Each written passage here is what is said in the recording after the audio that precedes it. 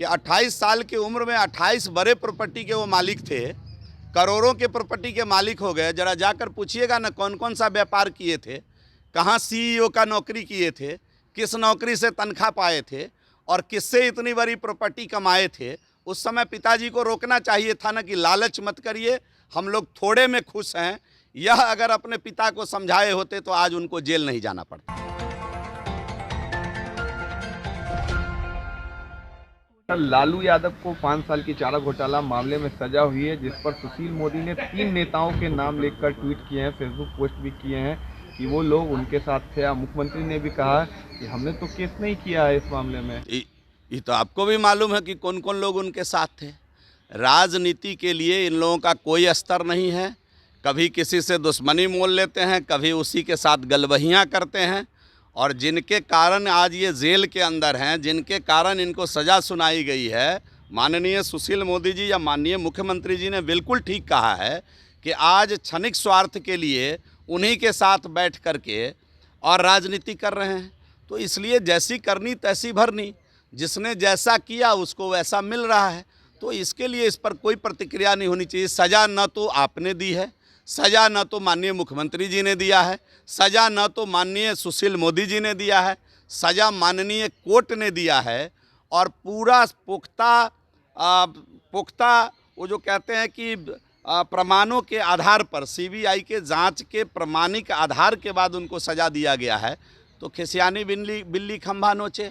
अब कभी सीबीआई पर क्वेश्चन उठा दीजिए, कभी देश के लोकतंत्र पर क्वेश्चन उठा दीजिए, कभी चुनाव हार जाइए तो ईवीएम पर क्वेश्चन उठा दीजिए, चुनाव जीत जाइए तो ईवीएम बढ़िया है।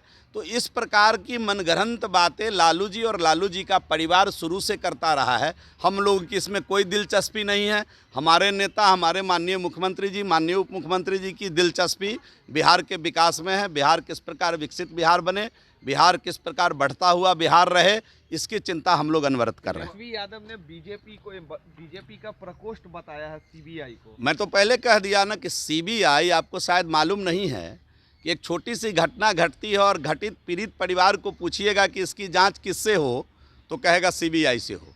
सीबीआई देश की सबसे सम्मानित संस्था है, सबसे प्रतिष्ठित जांच एजेंसी है। और आपको प्रसन्न होना चाहिए कि देश ही नहीं, दुनिया भर के अंदर भारत के सीबीआई का रिकॉग्निशन है जांच एजेंसी के रूप में। ऐसी जांच एजेंसी ने जांच किया है और जांचोपरांत सीबीआई ने फैसला नहीं सुनाया है, माननीय कोर्ट ने साक्ष्य के आधार पर फैसला सुनाया है। तो जरा सा तेजस्वी यादव जी को और अध्ययन कर लेना चाहिए कि किन किन कारणों से सज़ा मिली। और ज़रा आप उनसे पूछ लीजिएगा, हमसे क्यों पूछ रहे हैं, कि 28 साल की उम्र में 28 बड़े प्रॉपर्टी के वो मालिक थे, करोड़ों के प्रॉपर्टी के मालिक हो गए। जरा जाकर पूछिएगा ना कौन कौन सा व्यापार किए थे, कहाँ सीईओ का नौकरी किए थे, किस नौकरी से तनख्वाह पाए थे और किससे इतनी बड़ी प्रॉपर्टी कमाए थे। उस समय पिताजी को रोकना चाहिए था ना कि लालच मत करिए, हम लोग थोड़े में खुश हैं। यह अगर अपने पिता को समझाए होते तो आज उनको जेल नहीं जाना पड़ता। कृषि मंत्री ने सीमांचल के क्षेत्र में अल्पसंख्यकों की बढ़ती जनसंख्या को लेकर चिंता जताया है और कहा है कि जनसंख्या नियंत्रण कानून भी। देखिए, जनसंख्या नियंत्रण कानून बने या जनसंख्या नियंत्रित हो, इस बात से क्या आप सहमत नहीं हैं? मुझे बता दीजिए। संसाधन सीमित है। इस देश के अंदर दुनिया का 17% आबादी रहता है। इस देश के अंदर दुनिया का केवल 2% भूभाग है। और आपको मालूम होना चाहिए कि पीने का पानी दुनिया में जितना उपलब्ध है उसका केवल 4% भारत के पास है। तो क्या इसकी चिंता सबको मिलकर नहीं करनी चाहिए? अब कुछ लोग केवल बच्चा पैदा करने में लगे रहेंगे, उनको भी इस देश का सोचना चाहिए कि उनकी आने वाली पीढ़ी, उनका आने वाला नस्ल क्या खाएगा, किस प्रकार रहेगा, पीने का पानी कहाँ से लाएगा, रहने के लिए ज़मीन कहाँ से लाएगा, बाकी संसाधन कहाँ से लाएगा। इसकी चिंता सबको मिलकर करनी चाहिए। इस पर कोई राजनीति नहीं होनी चाहिए।